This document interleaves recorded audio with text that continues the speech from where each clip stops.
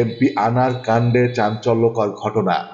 মেয়ে ডরিনকে ডেকে পাঠিয়েছে কলকাতা পুলিশ, সিআইডি।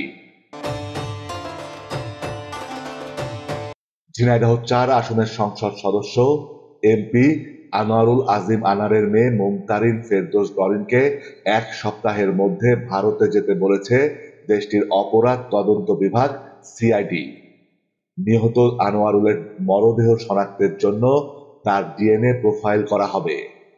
বৃহস্পতিবার সন্ধ্যায় এমপি আনোয়ারুলের ব্যক্তিগত সহকারী আব্দুর রউফ এ তথ্য নিশ্চিত করেছেন।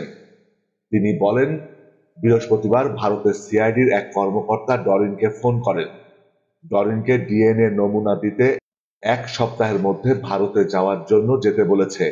এর আগে ভারতের আদালত থেকে এ বিষয়ে দেশটির পুলিশ অনুমতি নেয়। বিষয়টি ঢাকা মহানগর পুলিশের গোয়েন্দা বিভাগকে জানিয়েছেন ডরিন। ঢাকা ডিবির একটি দলের সঙ্গে তাদের দ্রুত ভারতে যাওয়ার প্রস্তুতি শুরু হয়েছে। এদিকে হত্যার ঘটনায় গ্রেফতার জেলা আওয়ামী লীগের নেতা সাইদুল করিম মিন্টু রিমান্ড শেষ হওয়ার আগেই গত ১৬ জুন তাকে আদালতে হাজির করে পুলিশ।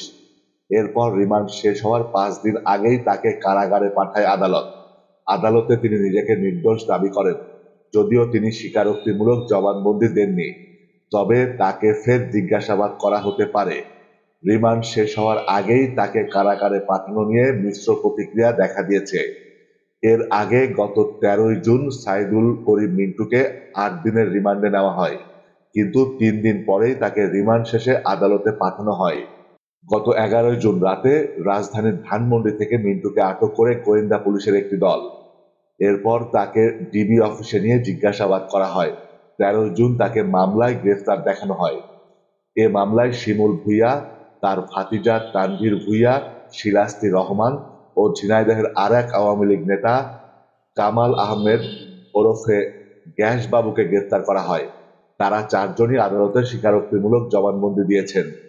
গত ২২শে মে সকালে ভারতীয় গণমাধ্যমে আনোয়ারুল আজিম খুন হওয়ার খবর আসে।